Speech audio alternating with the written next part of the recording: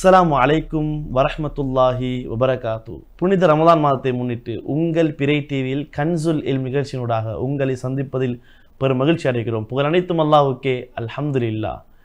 அறிவின் பொக்கிஷத்தை அறிவதற்கு ஆவலாய் இருக்கும் நேர்களுக்கு மிகப்பெரிய ஒரு சந்தர்ப்பத்தை இந்த ரமலானில் நாம் இந்த நிகழ்ச்சியினூடாக நேர்களுக்கு வழங்கி கொண்டிருக்கின்றோம். பலதரப்பட்ட உலமாக்களை அழைத்து சிறப்பான நிகழ்ச்சிகளை நாம் உங்களுக்கு கொண்டிருக்கின்றோம். மார்க்கத்தில் வரக்கூடிய கேள்விகள், எங்களுக்கு தெரியுமா சந்தேகங்கள், அதற்கு மிக தெளிவான முறையிலே மிகவும் அனுபவமிக்க உலமாக்களை அழைத்து நாங்கள் உங்களுக்கு இந்த நிகழ்ச்சி அழகான முறையில் செய்து கொண்டிருக்கின்றோம். அந்த அடிப்படையில் இன்றைய நாள் எமது கலையகத்துக்கு வருகை தந்திருக்கின்றார்கள் நாடறிந்த இஸ்லாமிய தாவா பணியாளர் MZM ரமீஸ் ஜஹரி அதத் அவர்கள் வருகை தந்திருக்கிறார்கள். அஸ்ஸலாமு அலைக்கும் வரஹ்மத்துல்லாஹி வபரகாத்துஹு அதத் அவர்களே. வலைக்கும் ஸலாம் வரஹ்மத்துல்லாஹி வபரகாத்துஹு. ஆமத் அவர்களே, புனிதமான ரமலானுடைய மாதத்திலே நாம் இருக்கின்றோம். இந்த மாதத்திலே அதிகமான வாலிபர்கள் அவர்களுடைய கால நேரங்கள் என்பது அது மோசமான முறையிலே பொருத்தம் இல்லாத இடத்துக்கு செலவழிக்கப்படுகின்றது. அந்த பொருத்தம் இல்லாததுக்கு செலவழிப்பதன் காரணமாக அதிகமான வாலிபர்கள் போதைக்கு அடிமையாகக்கூடிய நிலையை பார்க்கின்றோம். ஏனென்றால் ஓய்வு நேரம் என்பது அதிகமாக ஒரு மனிதனுக்கு கிடைக்கும் பொழுது அவன் தப்பு செய்வதற்கு, அதாவது தவறுகள் செய்வதற்கு காரணமாக அமைகின்றது. அந்த அடிப்படையில் இன்று போதையுடைய அந்த நஜீஸ் என்பது எங்கள் சமூகத்தில் மிகப்பெரிய பரவலாக மிக மோசமான முறையில் பரவி இருக்கின்றது. இதனுடைய மோசமான அதை போன்று இதனுடைய ஆபத்தை பற்றி ஷேக் அவர்கள் இன்று எங்களுக்கு மிக அருமையான முறையில் தெளிவுபடுத்துங்கள். ஜஸாக்கல்லாஹு ஹைர். ஷேக் அவர்களே, உண்மையில் இன்றைய இந்த போதையுடைய பிரச்சனை என்பது சமூகத்தில் ஒரு தனி மனிதனுடைய மாற்றத்தால் ஒரு குடும்பம் மாறலாம் அல்லது ஒரு சமூகம் மாறலாம் என்று யோசிக்கிற அளவுக்கு இன்றைக்கு போதையுடைய பிரச்சனை சமூகமயப்படுத்தப்பட்ட ஒரு பிரச்சனையாக மாற்றப்பட்டு. எனவே ஷேக் அவர்களே, இதில் மிக முக்கியமான ஒரு விடயம்தான் இஸ்லாம் மிக தெளிவாக சொல்லித்தார ஆகப்பெரிய ஒரு பாடம். போதை என்பது தடை செய்யப்பட்ட விடயம். இதே போல போதை பாவனைகள் கூட தடை செய்யப்பட்டது. வியாபாரம் செய்வது, அதற்கு உதவி ஒத்தாசையாக இருப்பது, இவ் அனைத்தும் தடை செய்யப்பட்ட விடயம் என்பதை இஸ்லாம் மிச்சம் தெளிவாக குர்ஆனின் மூலமும் ஹதீஸின் மூலமும் நம்மவர்களுக்கு சொல்லி தந்தி. ஆனால் ஷேக் அவர்களே, இன்று ஏன் இந்த போதையுடைய பிரச்சனை சமூகமயப்படுத்தப்பட்ட ஒரு பிரச்சனையாக மாற்றப்பட்டிருக்கிறது என்பதை சற்று சிந்திக்கிற நேரத்தில், போதை என்று சொல்கிற நேரத்தில் இதில் இரண்டு விதமாக இதை கற்று நோக்கலாம். ஒன்று போதை வியாபாரம், அதை சார்ந்த விடயங்கள். இதை போல போதை பாவிக்கக்கூடியவர்களுடைய நிலைமைகளும் அவர்களை பாவிக்கதை விட்டும் எப்படி நாம் பாதுகாப்பது என்று பல அமைப்பில் நாம் யோசிக்கக்கூடிய விடயங்களையும் உற்று நோக்கலாம். இதில் போதை வியாபாரம் என்பது இஸ்லாம் மிச்சம் தெளிவாக சொல்லுது. ஹராமான தொழிலை கொண்டு ஒரு மனிதன் சம்பாதிக்கிற ஒரு ரூபா கூட அல்லாஹ் அவனுக்கு ஹராமான அமைப்பில் தான் அதனுடைய பாரதூரத்தை ஏற்படுத்துவான் என்பதை மிச்சம் தெளிவாக சொல்லி தந்தி. இது ஒரு புறம் இருக்க, இன்று போதைக்கு ஏன் வாலிபர்கள் அடிமையாவிக்கிறார்கள், இந்த போதையை ஏன் வாலிபர்கள் ருசி கண்டிருக்கிறார்கள்? இன்று இந்த விடயத்தில் ஒவ்வொரு மனிதர்களும், ஒரு குடும்ப தலைவர்கள், சமூகத்துடைய பள்ளி வாயல்கள், எத்தனையோ நிறுவனங்கள் கூட, சம்மேளனங்கள் கூட பலதரப்பட்ட அமைப்பில் கண்காணித்து யோசித்து திட்டங்களை தீட்டுறாங்க. எப்படி எங்களோட வாலிப சமூகத்தை பாதுகாப்பது என்ற மிகப்பெரிய ஒரு விடயத்தை ஒவ்வொருத்தரும் யோசித்து கொண்டு இருக்கிறாங்க. முதலாவது இதில் நாம் விளங்க வேண்டிய ஒரு யதார்த்தமான உண்மைதான், ஏன் இந்த போதை என்பது எப்படியாப்பட்ட ஒரு பிரச்சனை. இந்த போதையை உண்மையில் ஒரு வாலிபனிடத்திலிருந்து அல்லது ஒரு குடும்பத்திலிருந்து சமூகத்திலிருந்து இல்லாமல் ஆக்க இயலாவா என்று சிந்திக்கிற அளவுக்கு நாம் யோசிக்க வேண்டிய ஒரு பிரச்சனையாக இன்றைக்கு நாம் ஆக்கி கொண்டிருக்கிறோம். ஷேக் அவர்களே, இதில் யதார்த்தமான ஒரு உண்மை என்னென்றா, உண்மையில் எப்படி ஒரு மனிதன் தாண்ட ஒரு கெட்ட பழக்கத்தை பழவி அவன் விடுவதற்காக தயாரிக்கிறானோ, இதை போல ஒரு மனிதன் போதைக்கு அடிமையாகிற நேரத்தில் அந்த போதையை விட்டும் தூரமாக இஸ்லாம் அழகான வழிகளை காட்டி தந்திருக்கிறத போல தற்காலத்தில் அழகான வழிகாட்டல்களை இன்றைய காலத்தில் எத்தனையோ வைத்தியர்கள், இதை போல எத்தனையோ துறை சார்ந்தவர்கள், உலமாக்கள், இப்படி பல நிபுணர்கள் கூட இன்றைக்கு வழிகளை எங்களுக்கு மிச்சம் தெளிவாக காட்டி தந்திருக்கிறான். எனவே இந்த போதைக்கு வாலிபர்கள் அடிமையாவதற்கு முதன்மை காரணம் இன்று இந்த வாலிபர்களுக்கு வழிநடத்தப்படாததுடைய யதார்த்தம் தான். இன்று இத்தனையோ வாலிபர்கள் போதைக்கு தெரிஞ்சோ தெரியாமலோ அடிமைகளாக மாறிட்டாங்க. அதனுடைய யதார்த்தத்தை வழங்கப்படுத்தப்படுற நேரத்தில் ஒரு மனிதன் தாண்ட எல்லை மீறின சந்தோஷத்தை எதிர்பார்க்கிற நேரத்தில் அல்லது கவலையில அளவு கடந்து போயிட்டு கவலைக்கு ஒரு முடிவை காணணுமே என்று யோசிக்கிற நேரத்தில் தாண்ட உடலால ஏற்படக்கூடிய பிரச்சனைகளுக்கு தான் ஒரு வேலை செய்கிற நேரத்தில் வருத்தம் வருகிறது. இந்த வருத்தத்துக்காக ஒரு நிவாரணியாக அல்லது வாலிபர்களுக்கு மத்தியில சமூகத்துக்கு மத்தியில தாண்ட கௌரவம் பாதிக்கப்படுற நேரத்தில் சுய கௌரவம் பாதுகாக்கப்படுவதற்காக இன்றைக்கு எத்தனையோ வாலிபர்கள் இந்த போதைக்கு அடிமையாவிப்பதை நம் கண்கூடாக காணலாம். எனவே ஷேக் அவர்களே, நாம் முதன்மையாக இதில் எமது வாலிபர்கள் யார், இன்றைய காலத்துடைய போதைகள் என்ன, இந்த போதைகளுக்கு எப்படி அடிமையாக்கப்படுகிறார்கள், இப்படி ஒவ்வொரு விடயத்தையும் நாம் சற்று கட்டம் கட்டமாக ஒவ்வொரு சந்தர்ப்பமாக நாம் சிந்திக்கிற நேரத்தில் உண்மையில அல்லாஹ் எங்களுக்கு மிச்சம் தெளிவான ஒரு மார்க்கத்தை தந்து இஸ்லாம் ஒவ்வொரு விடயத்தையும் ஹராம் எது ஹலால் எது என்று சொல்லி தந்திருக்கு. ஆனா இன்றைக்கு எங்களோட சமூகத்தில் ஏற்பட்ட ஒரு அவல நிலைதான் ஹராமான மாமிசத்தை சொல்லி வளர்த்த அளவுக்கு, மகன் இதை சாப்பிட வானம் என்று சொல்லி வளர்த்த அளவுக்கு, இது தவறு என்று சொல்லி வளர்த்த அளவுக்கு இன்றைக்கு எங்களோட சமூகத்தில் சிறு வயதிலிருந்து பிள்ளைகளுக்கு போதை என்பது ஹராம், போதை பாவனை எங்களுக்கு அனுமதி இல்லை, இதை தொட இயலாது, இதை பிடிக்க இயலாது, இந்த விடயத்தை நீங்க வெறுங்க, இப்படி எங்களோட சமூகத்தில் பெற்றார்கள் அல்லது சமூக தலைவர்கள் இதை சொல்லி கொடுத்த வீதமும் அல்லது சொல்லி வளர்த்த வீதத்தையும் பார்த்தா மிச்சம் குறைவாகத்தான் காணப்படுவதை நம் கண்கூடாக காணலாம்.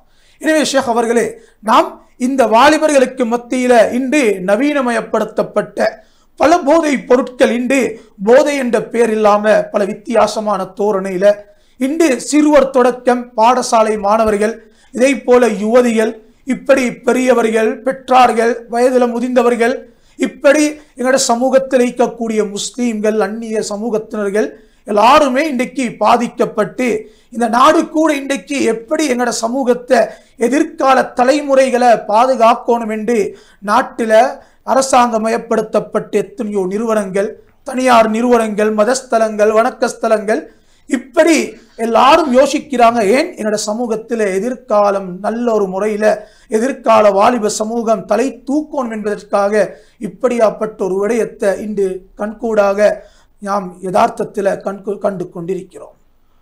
ஆமஸ் அவர்களே, அழகான முறையிலே உண்மையில் இந்த போதையுடைய விபரீதத்தை பற்றி தெளிவாக சொல்லிக் கொண்டிருக்கின்றீர்கள். அதில் குறிப்பாக எங்களுக்கு தெரியும், இன்று இந்த போதை என்பது ஒரு விஷக்கிருமியை போன்று எப்படி ஒரு நோய் பரவுகின்றதோ அதே போன்று இந்த விஷக்கிருமியாக கண்ணுக்கு விளங்காமல் ஒவ்வொரு ஊருக்கு ஊராக, ஒவ்வொரு நகரத்துக்கு நகரமாக, ஒவ்வொரு இடத்துகளிலும் இன்று சாதாரணமாக பரவி உள்ளது. நாங்கள் பார்க்கின்றோம், இன்று தனவந்தர்களுடைய குழந்தைகள் கூட இந்த போதைக்கு அடிமையாக இருக்கின்றார்கள். குறிப்பாக மார்க்கத்துடைய பணியில் ஈடுபடக்கூடிய நல்ல தகப்பன்மார்கள் என்று சொல்ல வேண்டும். அவர்களுடைய தீனுக்காக வேண்டி கால நேரங்கள் செலவழித்து அனைத்து விடயங்களையுமே ஒப்படைக்கக்கூடிய நல்ல மக்களுடைய குழந்தைகள் கூட இந்த அகௌரவமான இந்த போதையிலே பீடிக்கப்பட்டுள்ளார்கள். உண்மையில் கவலைப்பட வேண்டிய நிலை. ஏனென்று சொன்னால், இன்றைய மாணவர்களாக இல்லாவிட்டால் நாளைய மன்னர்கள், தலைவர்களை, நல்ல ஒரு சமூகத்தை எதிர்காலத்தில் காண முடியாது. அப்படிப்பட்ட நாங்கள் எங்களுடைய பாஷையில் சொல்வதாக இருந்தால், மொழியில் சொல்வதாக இருந்தால், சீவனில்லாத ஒரு சமூகத்தை தான் நாம் நாளுக்கு நாள் பார்க்க வேண்டிய நிலையில் தள்ளப்படுவோம் என்ற கவலை எங்களது உள்ளத்தில் இருந்து கொண்டு இருக்கின்றது. ஷேக் அவர்கள் அதே போல் அழகான முறையிலே போதையை பற்றி நீங்களும் பல இடங்களிலே கொத்துபாக்கள் செய்யக்கூடிய வளமை நாம் கண்டிருக்கிறோம். மாஷா அல்லா, பலர்களும் அதற்கு அவர்கள் போதை அழகான முறையில் பேசுவார்கள் என்று எல்லா இடங்களிலே அதற்கு அவர்களை அழைப்பார்கள். அல்லாஹ் அதற்குடைய வாழ்க்கையில் ரஹ்மத் செய்ய வேண்டும். பல போதை குடிக்கக்கூடியவர்களை கூட, அந்த பாவனைக்கு அடிமையாக்கியுள்ளவர்களை கூட அதற்கு அவர்களுடைய மிக அழகிய உபதேசத்தினால் திருத்தி அமைத்த வரலாறுகள் நமக்கு இன்னமும் மறக்க முடியாது. அந்த அடிப்படையில் அதற்கு அவர்களே, எங்களுக்கு தெரியும், இன்று போதை என்பது அவசரமாக பரவிக்கொண்டிருக்கின்றது நமது சமூகத்துக்கு மத்தியிலே. நமது சமூகம் என்று பார்ப்பதை விட நமது நாட்டு மக்களுக்கு மத்தியிலே மிகப்பெரிய அவசரமான ஒரு பரவுதலை கண்டு கொண்டிருக்கின்றோம். இதனுடைய பரவுவதுடைய காரணம் எப்படி, இது எப்படி பரவுகின்றது, இதை தடுப்பதற்கு நாம் என்ன வழி செய்ய வேண்டும் அதர்களே? ஷேக் அவர்களே, இன்று இந்த போதை என்பது பொதுவாக இன்று நாம் உற்று நோக்குற விதம் வேற. ஆனால் இந்த போதைக்கு அடிமையானவர்களுடைய விடயத்தில் செய்யப்பட்ட ஆய்வுக்கு பின்னால இன்று போதை பயன்படுத்தக்கூடியவர்களை இன்று ஆய்வாளர்கள் சிந்திக்கிற விதம் வேறு.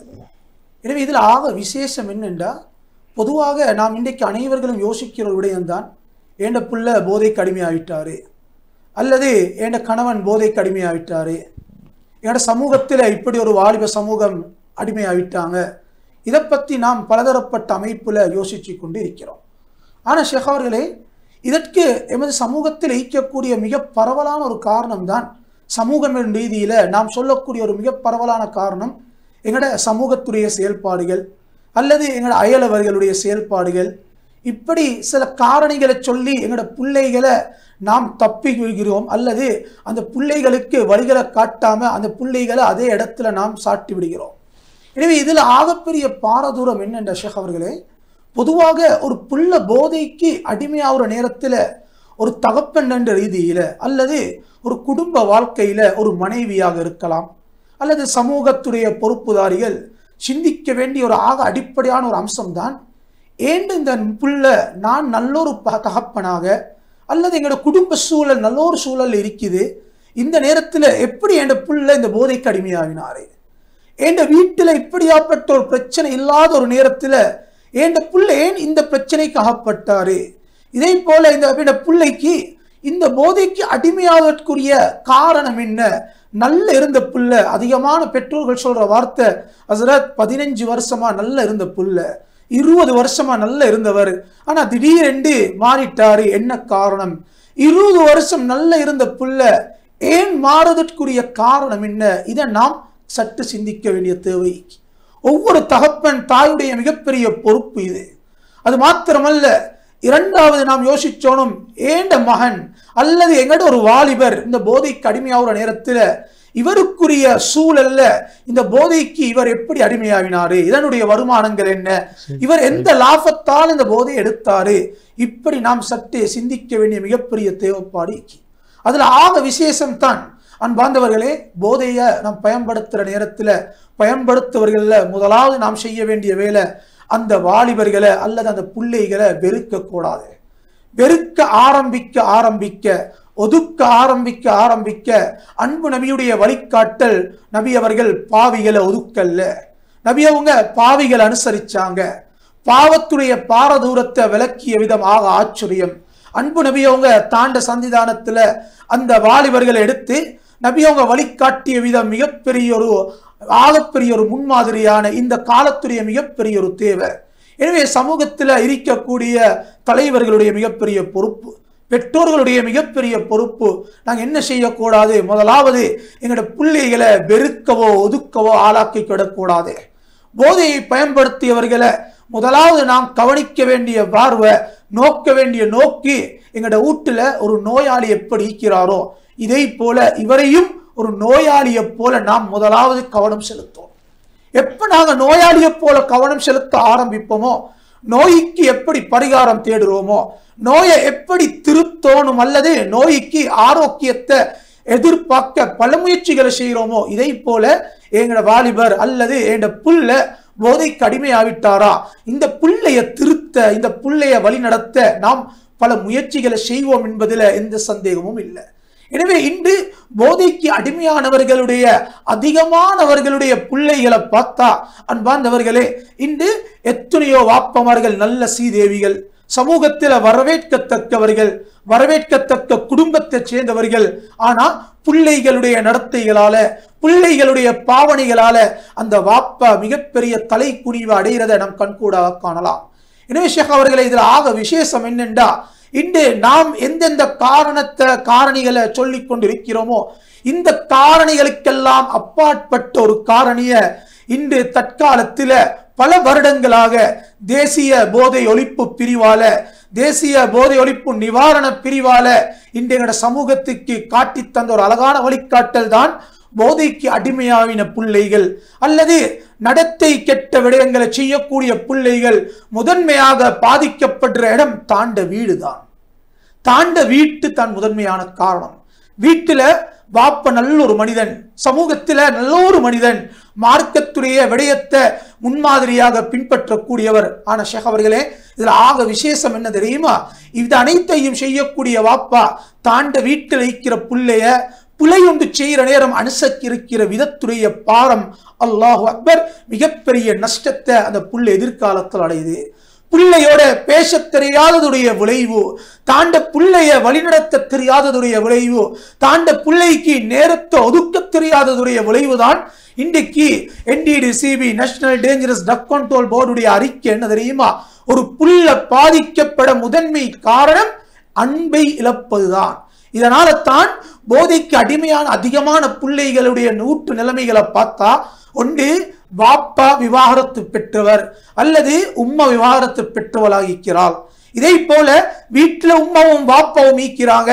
ஆனா அன்பார்ந்தவர்களே, அந்த உம்மா வாப்பா என்ன செய்யறாங்கன்றா, தாண்ட சமூகத்துல நல்லோரு முகத்தை காட்டக்கூடிய அளவுக்கு வீட்டுல தாண்ட பிள்ளைகளுக்கு அந்த இரக்கத்தை அன்பை காட்ட முடியாத அளவுக்கு அந்த உம்மா வாப்பா மிகப்பெரிய நஷ்டத்தை கை சேதத்தை அடைகிறாங்க.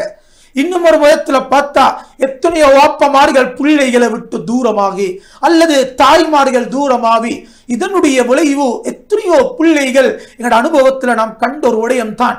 அதிகமான பிள்ளைகள் போதைக்கு டேர்ன் ஆவின இடம் அல்லது டேர்னிங் பாயிண்ட் நாம யோசிச்சு பார்த்தா ஷேக் அவர்களே, அது என்ன ஆச்சரியம் தெரியுமா? அந்த புள்ள ஒரு வீட்டுல நடந்த செயல்பாடுடைய விளைவு, ஏண்ட உம்மா எனக்கு இல்ல, ஏண்ட வாப்பா எனக்குரிய வாப்பா இல்ல, அல்லது ஏண்ட வீட்டுல ஏண்ட உம்மா ஏண்ட நானோடத்தான் இறக்கம், அல்லது ஏண்ட வாப்பா தம்பியோட இறக்கம். இதனுடைய விளைவு, இந்த பாகுபாடுடைய விளைவுதான் எத்தனையோ பிள்ளைகள் பாதிக்கப்படுறாங்க.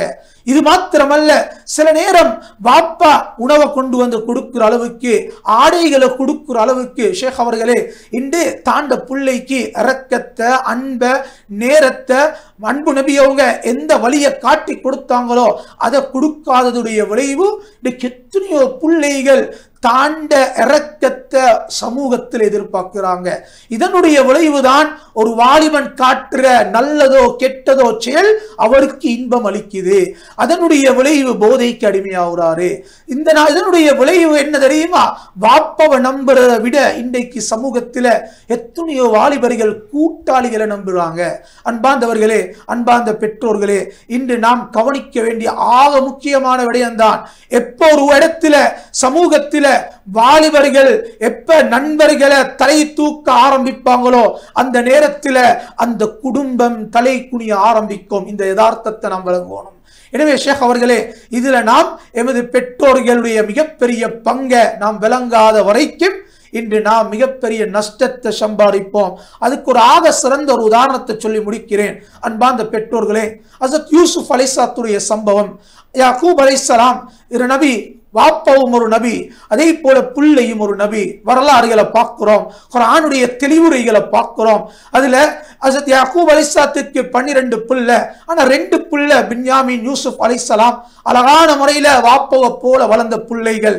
ஆனா ஏனைய 10 பிள்ளைகள் இடத்துல சில வித்தியாசங்கள், சில வித்தியாசமான நடத்தைகள், சில கீழ்த்தரமான குணங்கள் இருக்குது. இதனுடைய விளைவோ இந்த பிள்ளைகள் சமைகிறதுக்கு பல வருடங்கள், 20-30 வருடங்கள் எடுத்த வரலாறுகள் எத்தனையோ தெளிவுரைகள்ல சொல்லப்பட்டிருக்கு. எனவே நாம் விளங்க வேண்டிய ஆகப்பெரிய பாடம், எமது பிள்ளைகள் 5 பிள்ளைகளா, இந்த 5 பேரும் வெவ்வேறுபட்டவர்கள். நாம் ஏண்ட பிள்ளை என்னைய போலத்தான் வரணும் என்பது விளங்குறதை விட எங்களோட பிள்ளைகளுடைய உணர்வை விளங்கி நாம் ஹஜ்ரத் அலி ரலியல்லாஹு சொல்லி தந்ததை போல, லா துரப்பு அவுலாதக்கும் கமா ரப்பாக்கும் ஆபாவுக்கும், உங்களோட உம்மா வாப்பா உங்களோட பெற்றோர்கள் உங்களை வளர்த்ததை போல நீங்க பிள்ளைகளை வளர்க்க வேணும். ஏனென்றா இந்த காலத்து பிள்ளைகள் முந்திய காலத்து பிள்ளைகள் காலத்துக்கு காலம் ஒரு ஜெனரேஷன்ல இருந்து இன்னொரு ஜெனரேஷனுக்கு, ஒரு பரம்பரையிலிருந்து இன்னொரு பரம்பரைக்கு படைக்கப்பட்டவர்கள். காலங்கள் நவீனப்படுத்தப்பட்டு பாவங்கள் புதுரகத்துல இன்று அறிமுகப்படுத்துறதுனால பெற்றோர்களுடைய ஆகப்பெரிய பொறுப்பு ஷேக் அவர்களே, இந்த காலத்தை விளங்கணும். விளங்காத வரைக்கும் எங்களோட பிள்ளைகளை சமைப்பது என்பது மிக சவாலுக்குரிய விடயம் என்பதை நாம் யதார்த்தத்தை உணர்ந்து கொள்வோம். ஆம் ஷேக் அவர்களே, உண்மையிலேயே இந்த போதையுடைய பயங்கரத்தையும் ஆபத்தையும் பற்றி, இதனால் குழந்தைகள் உண்மையிலேயே பெற்றார்களுடைய அந்த அரவணைப்பு குறைவதனால்தான் அவர்களுடைய அந்த வழி தவறுகின்றது என்ற உண்மையிலேயே தெளிவான ஒரு விடயத்தை சொல்லியிருக்கிறது. நாம் பார்க்கின்றோம், இன்று அதிகமான வாலிபர்கள் கூட இன்றைக்கு போதைக்கு அடிமையாகக்கூடிய காரணம் அவர்களுடைய தாய் தந்தைகள் உண்மையிலே அவர்கள் தீன் உள்ளவர்களாக இருப்பார்கள், தீனுடைய பணியிலே மிக பேர் போனவர்களாக இருப்பார்கள், தீனுக்காக ஹிதமத் செய்யக்கூடியவர்களாக இருப்பார்கள், அவர்கள் சாலிஹீன்களாக இருப்பார்கள். இருந்தாலும் அவர்கள் குழந்தைகளோடு நடந்து கொள்ளக்கூடிய விதம் அது பிழையாக விடுகின்றது. மிக அதிகமானவர்களை பார்க்கின்றோம். படித்தவர்களாக இருக்கலாம், அவர்கள் சமூகத்தில் மிகப்பெரிய நல்ல இடத்தில் இருப்பார்கள், அவர் ஊருக்கு நல்லவராக இருப்பார், வீட்டிலே அவர் குழந்தைகளோடு எப்படி பேச வேண்டும் என்ற அந்த அறிவு அவருக்கு இருக்காது, மனைவியோடு எப்படி நடந்து கொள்ள வேண்டும் என்ற அறிவு இருக்காது. மனைவியும் அதே போன்றுதான், குழந்தைகளோடு எப்படி நடந்து கொள்ள வேண்டும் என்ற அந்த இல்ம் என்பது அவர்களுக்கு இல்லாத நிலையிலே அந்த குழந்தைகள் உள்ளம் ரீதியிலாக பாதிக்கப்படுகின்றார்கள். அப்படி பாதிக்கப்பட்டு எங்களுக்கு எந்த விதமான துணையும் இல்லை, எங்களை அழகான முறையில் இவர்கள் எங்களை அனுசரிக்கின்றார்கள் இல்லை என்று சொல்லும் பொழுது அவசரமாக போதை வஸ்துள்ள நண்பர்கள் அவர்களை இணைந்து கொள்கின்றார்கள், அவர்களோடு இணைந்து கொள்கிறார்கள், அன்பை பராமரிக்கின்றார்கள், உண்மையான உள்ளத்தோடு பேசுகின்றார்கள். இப்பொழுது வீட்டில் இருக்கக்கூடிய தாய் தந்தையை விட இந்த போதை நண்பன் நல்லவன் என்று கண்ணுக்கு விளங்கும் அளவுக்கு அவருடைய உள்ளத்தில் மிகப்பெரிய இடத்தை பிடிக்கின்றார்கள். இப்பொழுது அவர் எது சொன்னாலும் செய்யக்கூடிய அளவுக்கு அவருடைய நிலை தள்ளப்படுகின்றது. இப்படிப்பட்ட நிலைமையிலே தான் அதிகமான வாலிபர்கள் உண்மையிலே போதை வஸ்துக்கு அடிமையாகின என்ற அந்த உண்மை அதற்கு அவர்கள் அழகான முறையில் தெளிவுபடுத்தினார்கள். ஷேக் அவர்கள் எங்களுக்கு போதையுடைய பயங்கரத்தை பற்றி மிக தெளிவாக, ஏனென்றால் அவர்கள் பல இடங்களிலே ஹுத்துபாக்கள் செய்து பலர்கள் அங்கே ஹுத்துபாக்கள் இந்த தலைப்புகளை செய்யும் பொழுது அவர்களுடைய குடும்ப விடயங்களை வந்து அதற்கு முறையிடுவார்கள். அப்பொழுது அப்படிப்பட்ட எத்தனையோ வாலிபர்களுடைய நிலைகளை அதற்கு அவர்கள் மாற்றிருக்கிறார்கள். அல்லாஹ் அதற்குடைய வாழ்க்கையில் உண்மையிலே பரக்கச் செய்ய வேண்டும். இப்படியான அழகான ஒரு சமூக சேவையை பேரளவில் எல்லா இடத்துகளிலும் அதை பேரை வைத்து ஒரு விளம்பரம் இல்லாமல் அழகான முறையில் இஹ்லாஸோடு அதற்கு அவர்கள் செய்து கொண்டிருக்கிறார்கள். அல்லாஹ் அதற்கு அவர்களை கபூல் செய்ய வேண்டும். அதேபோல் ஷேக் அவர்கள் எங்களுக்கு தெரியும், இன்று போதை என்பது உண்மையிலேயே குர்ஆன் நஜீஸ் என்று சொல்லுகின்றது. ஆனால் குர்ஆன் நஜீஸ் என்று சொன்னது அதனுடைய யதார்த்தம் இப்பொழுது எங்களுக்கு விளங்குகின்றது. ஒரு மனிதனை மெருகமாக்கக்கூடிய ஒன்று தான் போதை. ஏனென்றால் ஒரு மனிதன் போதை அருந்தும் பொழுது, போதை பழக்கத்தில் இருக்கும் பொழுது அவன் மனிதனாக பார்ப்பதை விட அவன் ஒரு மிருக சிந்தனை உள்ளவனாக தான் இருக்கின்றான். ஏனென்றால் எங்களுக்கு தெரியும், சில போதைகள் குடித்தென்றால் அவர்களுக்கு இரத்தத்தை காண வேண்டும் என்ற அளவுக்கு வெறிப்பிடித்து அலைவார்களாம். அந்த அளவுக்கு ஒரு பயங்கரமான மனித இனத்திலிருந்து அந்த மனிதனை இழக்கும் நிலை அந்த போதைக்கு இருக்கின்றது. அப்படிப்பட்ட இன்று எங்களுக்கு தெரியும், அதில் புதிய புதிய வித்தியாசமான பெயர்களை கொண்டு போதை பொருட்கள் என்று சமூகமயப்படுத்தி கொண்டு உள்ளது. அப்படியான கவலையான ஒரு விடயமாக இருக்கின்றது. எனவே ஷேக் அவர்களை இதை நாம் ஒழிப்பதற்கு, இதை அப்போது எமது நாட்டிலுமிருந்து பொதுவாக எமது சமூகத்திலுமிருந்து அதப்போல் எமது ஊர்களிலிருந்து இந்த நஜீஸை துரத்துவதற்கு நாம் என்ன முயற்சி செய்ய வேண்டும்? உண்மையில் ஷேக் அவர்களே, ஒரு சமூகத்தில் சவால் நிறைந்த ஒரு விடயம், அதே போல் சமூகத்துடைய மிகப்பெரிய ஒரு பொறுப்பு ஒரு வாலிபரை சமைப்பது என்பது. ஒரு காலம் எங்களுக்கு இருந்துச்சு. அந்த காலத்தில் எங்களோட ஊரில் ஒருவர் அல்லது இருவர் தான் போதைக்கு அடிமையாக இருப்பார். அவரை திருத்துவது என்பது மிச்சம் இலகுவாக இருந்துச்சு. ஆனால் இன்று காலங்கள் மாற மாற எந்த அளவுக்கு மாறிட்டா, நகர்ப்புறங்கள் மாத்திரம்தான் போதைக்கு அடிமையானவர்கள் என்று சொன்ன ஒரு காலம். அதையும் தாண்டி இன்றைக்கு கிராமப்புறங்களில் இன்றைக்கு பரவலாக இந்த போதைகள் பரவலாக்கப்பட்டு ஆண்களில், பெண்களில், இதே போல் சாதாரண மனிதர்களில், அதே போல் பாடசாலை மாணவர்களுக்கு மத்தியில், குடும்பங்களுக்கு மத்தியில், இப்படி எல்லா துறையிலையும் இந்த போதை பரவலாக்கப்பட்டிருப்பதை நாம் கண்கூடாக காணலாம். இந்த போதை பயன்படுத்துவதுடைய விளைவு நாம் கண்டது, இன்று ஒரு சாரார் தவறான முடிவுகளை இன்றைக்கு தாண்ட உயிரை மாய்த்து கொள்ளும் அளவுக்கு தவறான விடயங்களை மேற்கொள்வதையும், இதே போல இன்னும் சிலர்கள் சிறைச்சாலையோடு சேர்ந்த சில வாழ்க்கைகளுக்கு அதே போல குற்றங்களை செஞ்சு உட்புகுத்தப்படுறதை நாம் காணலாம்.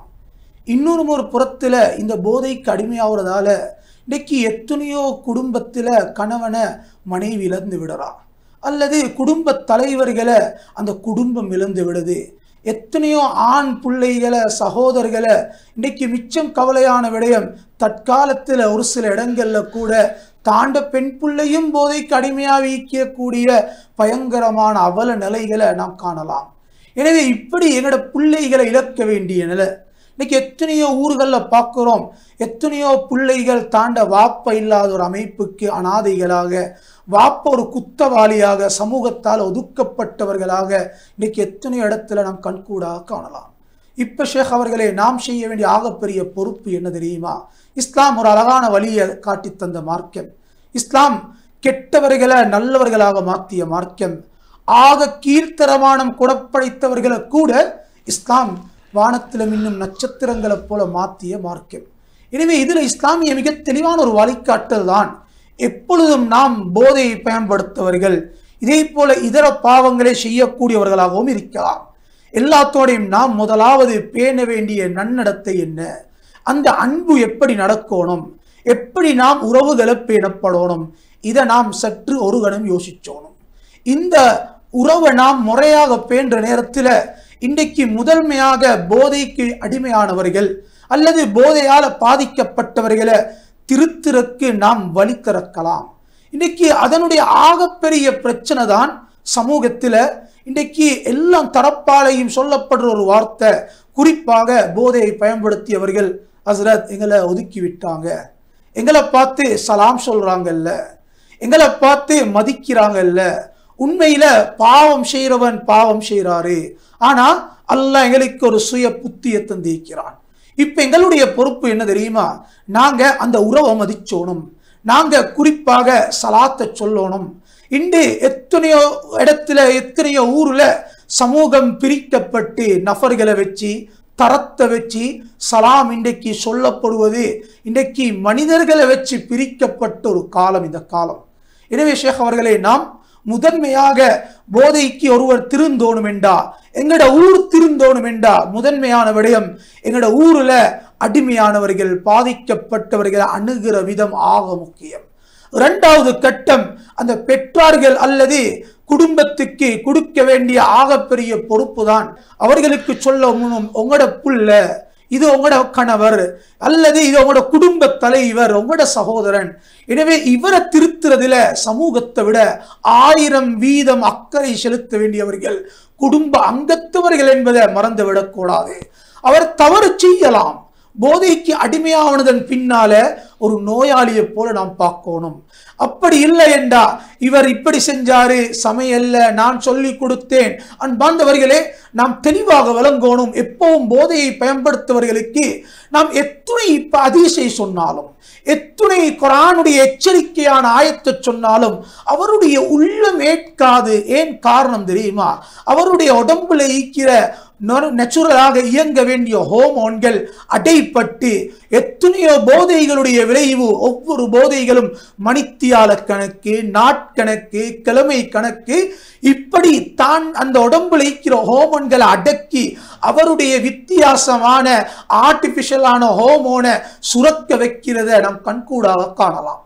எனவே அன்பார்ந்தவர்களே, அந்த போதைக்கு அடிமையான ஒரு இடத்துல போயிட்டு நாங்கள் 1000 சொன்னாலும் அவருக்கு விளங்கி கொள்ளக்கூடிய சக்தி அவருக்கு இல்லை. இந்த யதார்த்தத்தை நாங்கள் எல்லாரும் விளங்கணும். இதை ஷேக் அவர்களே விளங்காதவரை எங்களுக்கு எங்களோட பிள்ளைகளை திருத்த இயலாது, எங்களோட வாலிபரை திருத்த இயலாது, எங்களோட குடும்பத்தில் எங்களோட கணவனை திருத்த இயலாது, அல்லது எங்களோட பிள்ளைகளை திருத்த இயலாது. எனவே நாம் முதன்மையாக விளங்கணும், இந்த பிள்ளைகளை நாம் எப்படி அணுகணும், இந்த பிள்ளைக்குரிய பிரச்சனை என்ன, இதை நாம் விளங்கணும். நாங்கள் 1000 பயான்களை செய்யலாம் அன்பார்ந்தவர்களே, 1000 மாநாடுகளை நடத்தலாம், 1000 எதிர்ப்புகளை செலுத்தலாம். ஆனாலும் எங்கட பாதிக்கப்பட்டவர் என்பவர் அவருக்குத்தான் தெரியும் அவருடைய உள்ளுக்கு நடக்கக்கூடிய பிரச்சனைகள் என்ன, அவருக்கு இருக்கிற சிக்கல்கள் அவருக்கு மட்டும் தான் தெரியும். எனவே அந்த அணுகியவர்களை நாம் கண்கூடாக காண்றோம். அவர்களுக்கு முதன்மை தேவை அன்பு மட்டும்தான், இரக்கம்தான். அவர்கள் எதிர்பார்க்கிற ஒரு விடயம், எனக்காக என் வாப்பா பேச மாட்டாரா, எனக்காக என் மனைவி இருக்க மாட்டாளா, எனக்காக என் பிள்ளைகள் இருக்க மாட்டாங்களா? அன்பார்ந்தவர்களே, பாதிக்கப்பட்டது என்பது முடிந்து விட்டது.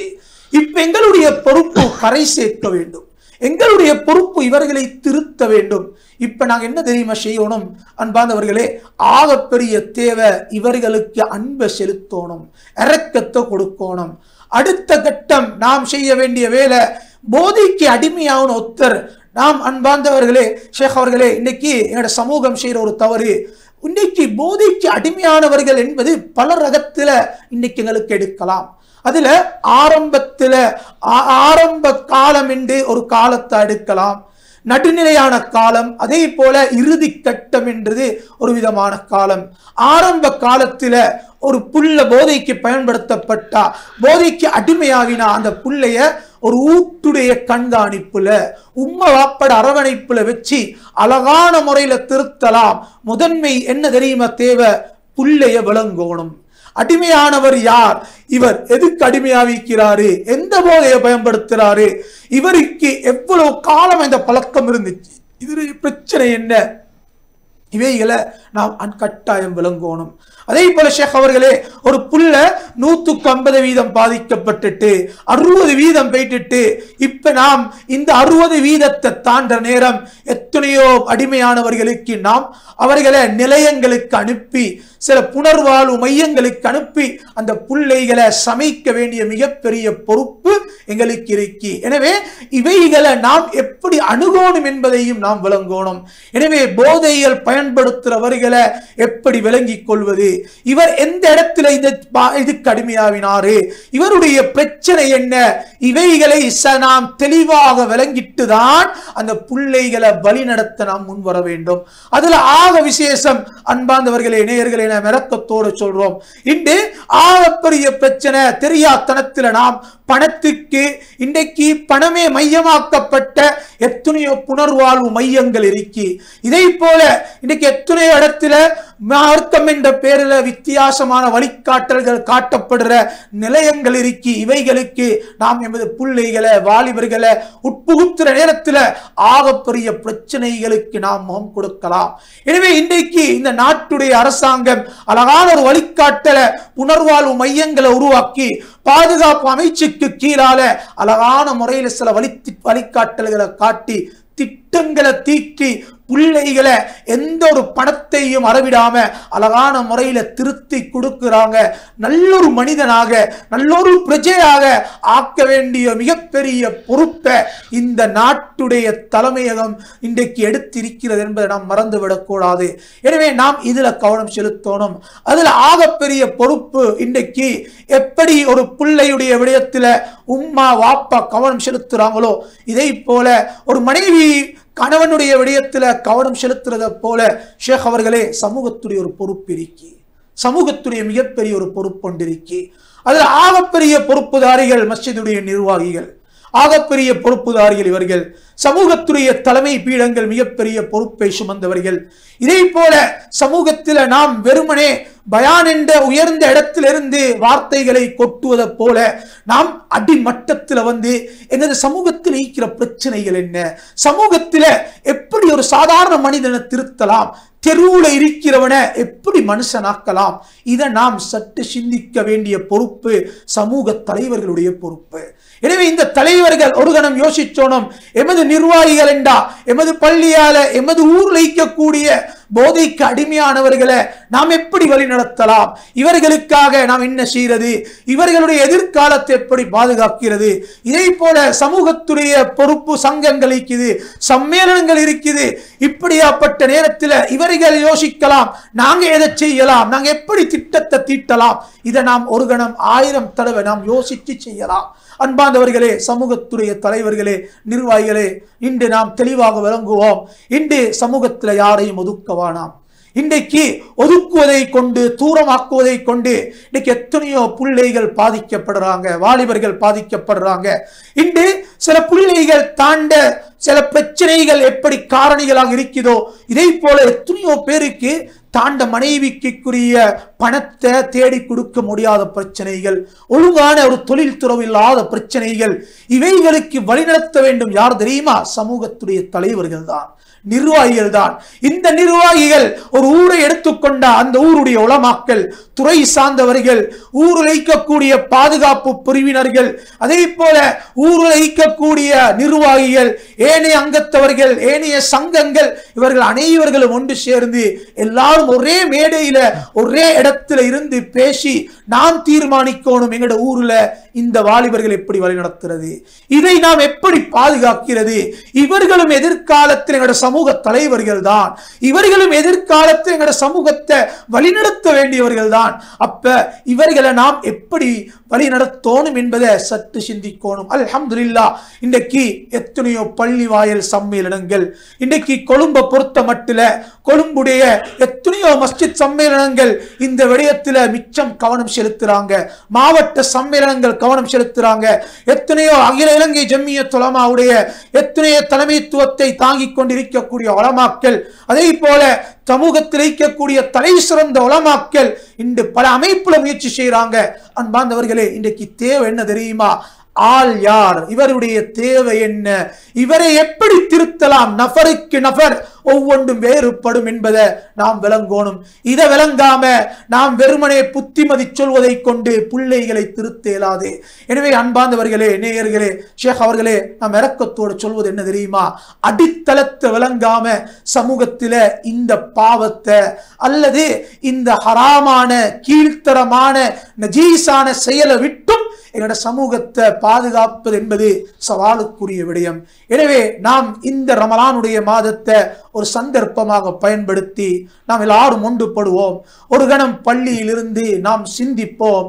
எங்களோட ஊரில் இருக்கக்கூடியவர்களை தனிப்பட்ட ரீதியில நாம் சென்று சந்திச்சு இவர்களுடைய பிரச்சனை என்ன, ஏன் இவருக்கு இது கடுமையாவினாரு, இவர் எதன் காரணமாக இதுக்காக திரும்பினாரு, இப்படி பல ஆய்வுகளையும் செஞ்சு ஒவ்வொரு மனிதனுக்காக ஒவ்வொரு வாலிபர்களுக்காக நாம் ஒரு தனி விதமான திட்டத்தை தீட்டி வழி நடத்துவோம் என்றா இன்ஷா அல்லாஹ் நாம் எதிர்பார்க்கிற சிறந்த ஒரு சமூகம், போதையற்ற ஒரு ஊர், தலைமைத்துவத்தை வழிநடத்தக்கூடிய இன்றைய போதை பாவனையாளர்கள் கூட நாளைய சமூகத்துடைய தலைவர்களாக மாற்றக்கூடிய அளவுக்கு திட்டத்தை தீட்டலாம், ஊரை சமைக்கலாம் என்பதில் எந்த சந்தேகமும் இல்லை. எனவே நாம் ஒன்றுபடுவோம், சிந்திப்போம், சந்தர்ப்பங்களை பயன்படுத்துவோம், யோசிச்சு எங்களோட ஊரையும் ஒரு முன்மாதிரி மிக்க ஊராக இந்த புனிதமான ரமலான் மாதத்தில் நாம் மாற்றி அல்லாஹ் இடத்துல இறையச்சம் பெற்றவர்களாக நாமும் மாறுவதோடு எங்களோட சமூகத்தை ஏண்ட அயலவர் ஏண்ட குடும்பத்தையும் மாற்றி நானும் திருப்தியை பெறுவோம். அப்படியாப்பட்ட நல்லவர்களாக அல்லாஹ் நம் அனைவர்களையும் ஆக்கியருள்வானாக. வாஹிர் தவானா அனில் ஹம்துலில்லாஹி ரப்பில் ஆலமீன். ஆம் ஷேக் அவர்களே, உண்மையிலேயே எங்களுக்கு இந்த போதையுடைய பயங்கரத்தை பற்றியும் அதை எப்படி நமது சமூகத்திலிருந்து துரத்துவது என்ற மிக தெளிவை எங்களுக்கு மத்தியிலே வழங்கினீர்கள். அதிலே மிகப்பெரிய ஒரு பொறுப்பை நீங்கள் குறித்தீர்கள். பள்ளி நிர்வாகிகள், ஊருடைய பொறுப்புதாரிகள், சமூகத்துடைய தலைவர்கள், தனவந்தர்கள் முன்வந்து இந்த அனைவர்களும் சேர்ந்து இதை விரட்ட வேண்டும்.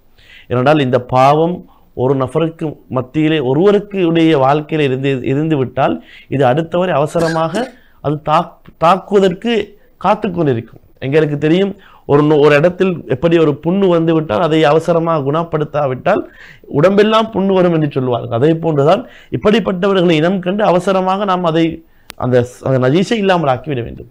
இன்று சமூகம் அதற்கு இடம் கொடுத்துதான் கடைசியில் பார்க்கும் பொழுது தலைவர்கள் என்று சொல்லக்கூடிய அவர்களுடைய வீட்டுக்குள்ளாலே வரும் வரைக்கும் அவர்கள் எங்கே பார்த்து கொண்டிருந்தார்கள் என்ற நிலையில் தள்ளப்படுகிறார்கள். அதற்கு பின்னால் தான் சிந்திக்கிறார்கள், சமூகத்தில் இவ்வளவு பெரிய ஒரு நாம் சேவை செய்ய வேண்டும், நாங்கள் நிச்சயமாக இந்த இடத்தை தவறவிட்ட என்று கைசேதம் அடைகிறார்கள்.